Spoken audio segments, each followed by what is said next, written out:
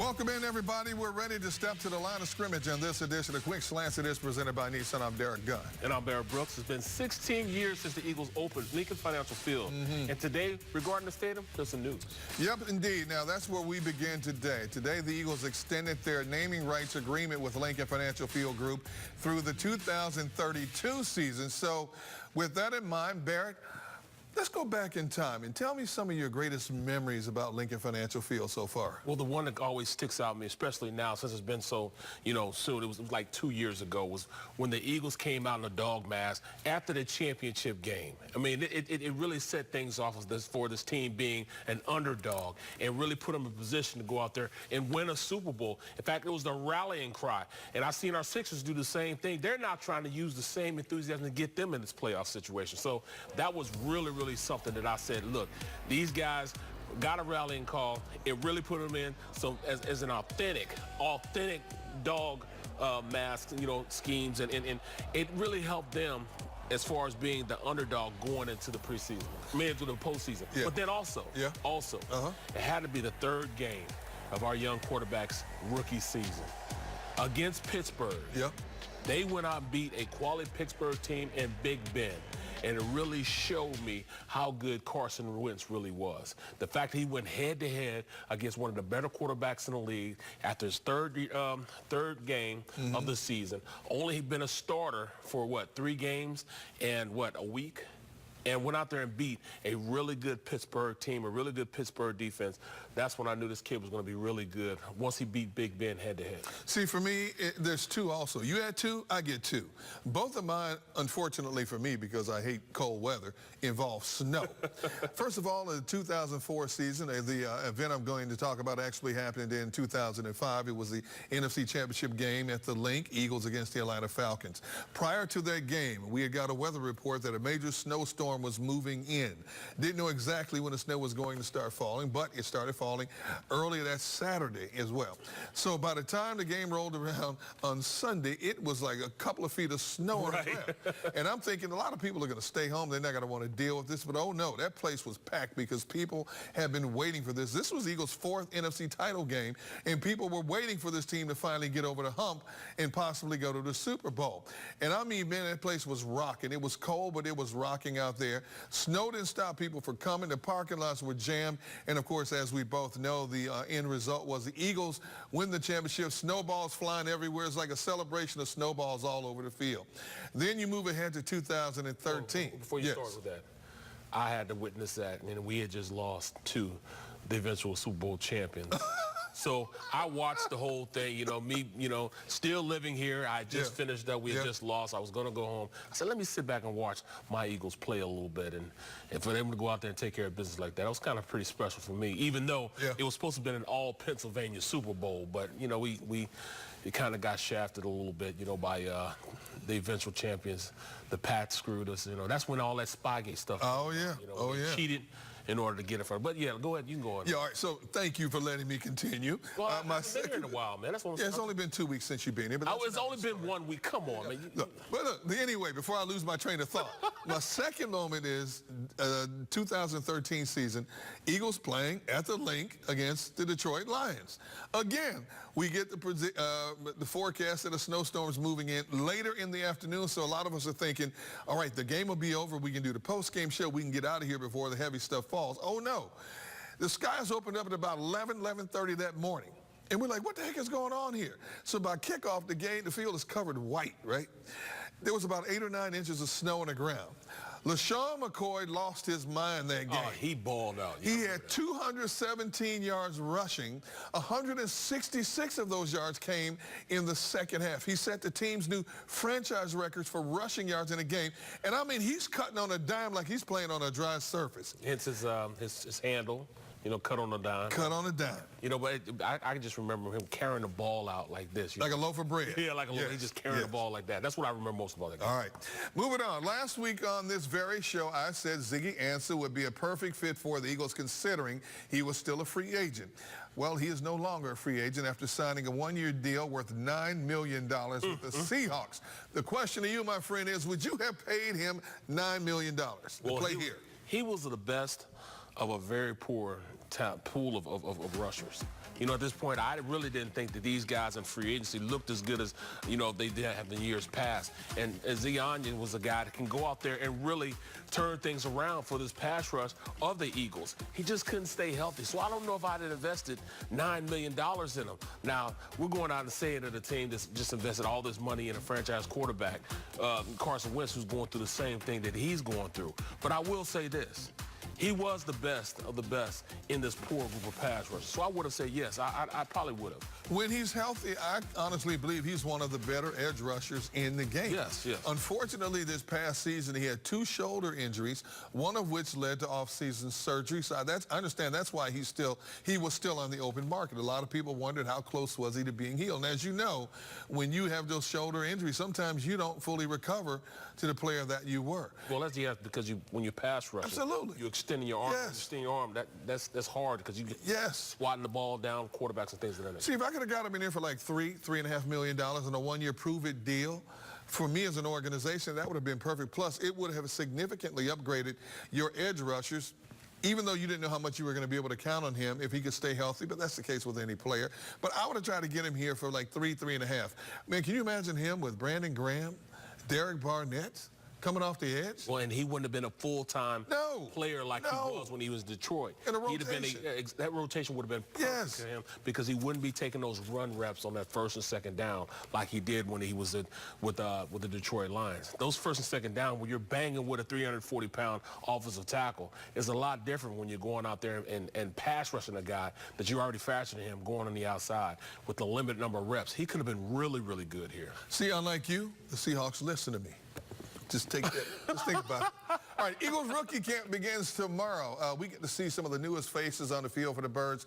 First time in an Eagles jersey. So, Mr. Brooks, what do you want to see from guys, let's say like Miles Sanders? Well, you know, it's key for him to go out there and learn the offense. You know, not the running offense, but the passing offense. It's harder for a running back to come in and learn that passing offense because there's so many little idiosyncrasies that they didn't learn when they were in college. You know, like when you sit back, when you run the ball, it's just, all right, you got to take the proper footsteps and then go ahead and run the ball. Your natural instincts take over. But in the passing game, you have to know what linebacker you're responsible for because the offensive line is responsible for a linebacker, whether it be the Will linebacker, the Mike linebacker, or the Sam linebacker, and he has to choose which guy he has to pick up on pass protections. Now, he could be sitting back there, and his guy's the Mike linebacker. If the Mike linebacker lines up in the hole, he also has to communicate with the offensive line because now there's a heavy call, and there's also a call in which we have a switcher call, where we switch with the defensive lineman and the running back. They have to switch. And he has to pick up that defensive lineman, and the offensive tackle or the offensive guard or a center has to pick up the linebacker, the closest guy to the quarterback. Now, when you're a little bitty running back and have to pick up a guy that's 300 pounds, you have to go cut him. You really see, are you invested in this game or not? Because now you have to go cut a guy or hit him in the mouth who's 3 times heavier than you are. So those are little things you have to pick up. Also in the passing game, you have to know, all right, would I have a Texas route, a little angle route, where I'm in. You got blitz pickups you have to pick up. I mean, all those things that have your head spinning when you're a young rookie trying to figure out where I fit in on the passing offense. Do I go around the quarterback to pick up the Mike linebacker? Or do I go on the side of the offensive tackle, and when I'm going to chip, making sure I don't chip him into the play, chip him into the quarterback. You know, there are so many little things that you have to realize that a running back has to take care of in this maturation and being a running back. Do you agree with me when I say before the 2019 season is all said and done, Miles Sanders will be the feature back in this Eagles backfield? I will say that because he has all the little intangibles that you need. He has the size, the speed, and his football acumen to go out there and be a really good player. I like the fact that he can catch out the backfield, pretty good at that. But he will be an every down back for the Eagles. He haven't had that in a long time. Be a pass catcher, a run blitzer. He can go out there and pass blitz guys, and he can go out there and catch the ball out the backfield. He'll be a really good asset for this team, and he can be that crucial running back that other teams in our division have, that we don't have. All right, what about Andre Dillard? What do you want to see from him? I just want to see him go out there and fight against guys like Brandon Graham. See if he can stop him. I mean, he has the perfect, perfect setup. You know, he sits back, he passes it down, turns around, catches the looper coming out. He has all the gifted things that you need to be a really good pass blocker. But can he put his hand in the ground and run block? You know, look at him. He can punch inside, hold the block, hold the block, hold the block. He can do all that stuff. But can he run block? Can he come off the ball and hit a guy? Because he's going to be playing against his own guys. And can he run block our guys? Will that translate to him blocking other guys in the league? And that's what I want to see. Can he come out of three-point stance? Can he come hit somebody in their mouth? Does he have that fire and fury to go out there and impose himself on run plays? That's what I want to see from him. You'll see it in camp because now you have guys that are better than him at this level. You got grown men at this level. He's no longer playing against those Pac-12 guys that he can bully now. Now he has some real guys in front of him. All right, he's got to be able to hit the ground running and turning and picking up this offense very quickly because you don't know what the status of a Jason Peters is going to be day to day, week to week. Now, we know he's very efficient when it comes to pass blocking because he was in an offense that threw the ball like, what, 90% of the time. Absolutely. How difficult is it for him to learn how to run block, especially in a short amount of time? You know he's going to get his reps, OTAs, training camp, preseason games. But then you got to hit the ground running in September and be able to be an efficient run blocker. How difficult is that? Well, it might be difficult for him because we wouldn't say he's necessarily one of those guys that's a bully like a Jason Peters. Jason Peters is one of those guys who want to catch you, throw you on the ground, demoralize you, make you feel like you're less than you are. He wants to go out there and dictate the tempo. That's not what Dillard is. Dillard is what we call a finesse pass blocker. He's got finesses guys. He has quick feet. He's like a dancing bear. He gets in front of a guy, keeps a separation, punches him, you know. He's that type of a player. When you're now run blocking, now you're initiating contact, now you're hitting the guy in the mouth. I don't know if he has that in him. We'll see soon enough, but I don't know if he has that in him. Jason Peters is going to go hit you in the mouth.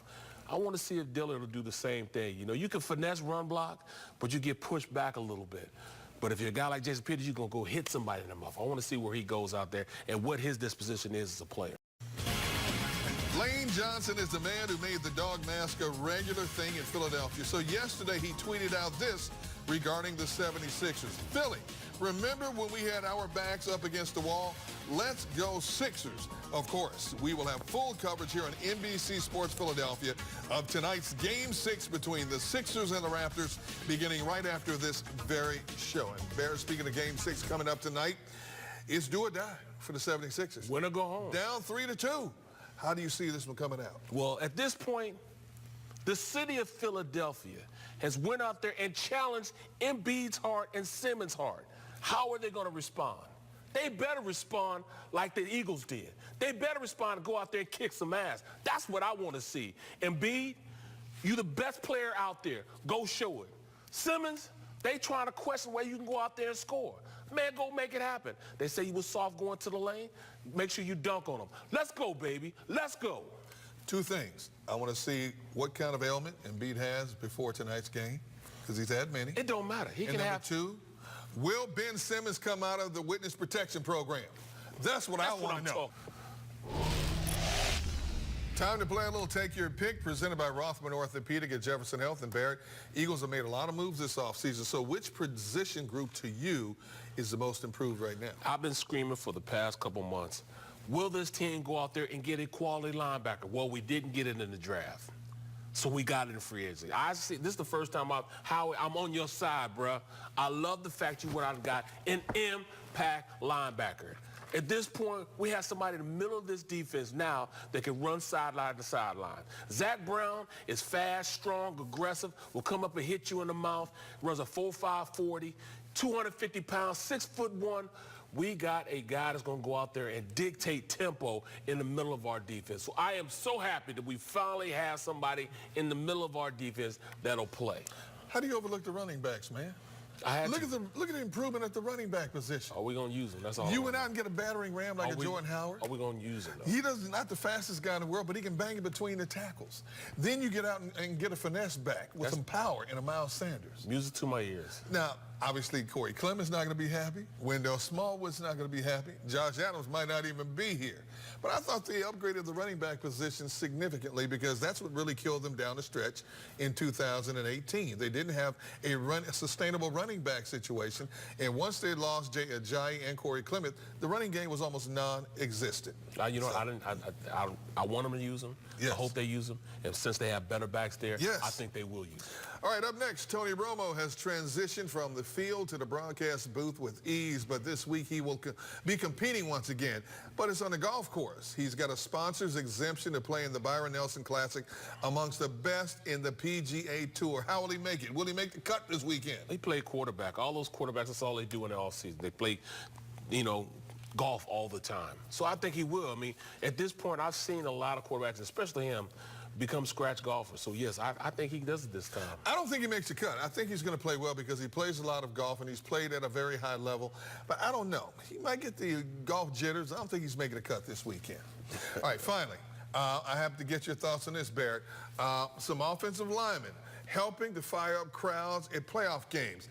Let's take a look at some of the videos here. First of all, this is the Packers tackle, David Bakhtiari. Takes one beer and then chugs down another. This was during the Bucs Game 5 rout over the Celtics. Now, that's pretty impressive, I have to add. I've seen you do that several times in the newsroom, but that's another story. That's some good football right there. That's what I'm talking about. Meanwhile, the 49ers old linemen going nuts in their San Jose Sharks gear. Both teams ended up winning. But, Barrett, which do you think was the better chug session? Wow, well, them guys right there, they're kind of lit right there. They are lit. I got to go with them. You see the enthusiasm. Look at this. They supporting their team. Look at that. That's some good football right there. That just goes to show that they're multi-sport type of guys. They drink beer at all kinds of You events. consider beer drinking a sport? Of course. Really? No question. So I never want to go against the Packers, because, What else is there to do in Green Bay but to drink beer? That's the only thing there. Fish, hunt, drink beer. Fish, Not much else. And fish. That's about it. Not and much hunt else. some more. And but I drink some agree. more. I agree with you. Those guys were really into it. Oh, no question. But you know what? I'm not putting beer on a jersey. I mean, those guys make seven-figure incomes, but you figure those are authentic jerseys, and you gonna mess it all up with beer? Yeah, you can get it dry clean, but it's not gonna be the same. It's not. No, I'm not doing that. And those are nice jerseys too. Yeah. You think you get me a jersey like that, man? You beat me to the punch, man. You coming off vacation, pockets full of money. Why don't you hook me up? We put our business all on. We got all these. Why don't you hook me up? Come on, You don't man. ever hook me up with anything. Why? We all in front of company, man. You talking like that, man? Company understands the relationship here. Come on, man. Anyway. It is time for the Daily Line presented by William Hill. We are welcoming in our expert Brad Feinberg, NBC Sports here. And all right, we're going to talk a little bit about MVP odds today. And we're going to start with some of the odds for the quarterbacks. And let's hone in on a guy we know very well. Carson Wentz is plus 1,200. What do you think about those odds? Well, Derek, I think those odds are pretty fair. And Carson Wentz has shown 2 years ago, I think he would have won the MVP, guys. I think we saw he was, before that injury, he was the leading candidate. And look, Philadelphia looks like they have a really good team. 12-1 odds, certainly a very viable candidate. Again, he is right now looking at it, looks like he's the 5th or 6th choice to win the award. I think that's about right. And actually, I like him better this year than Tom Brady or Drew Brees or Aaron Rodgers. So I actually think it's pretty fair, Derek. I really do. Well, you're looking at these guys. It seems like the older guys aren't going to what you got Tom Brady, Yeah. you got Drew Brees. You know. I think that at this point, that the best odds right there are Drew Brees. Where do you see fit in your whole scheme of things? Barrett, I love you, but I think he's long in the tooth, so to speak, man. I think he is. Listen, I think, believe it or not, I think that team's going to struggle to make the playoffs. And I know me and you talked a little bit earlier, and you're pretty bullish. That was I know, man. That's my team. I know that was your team. They were my team last year.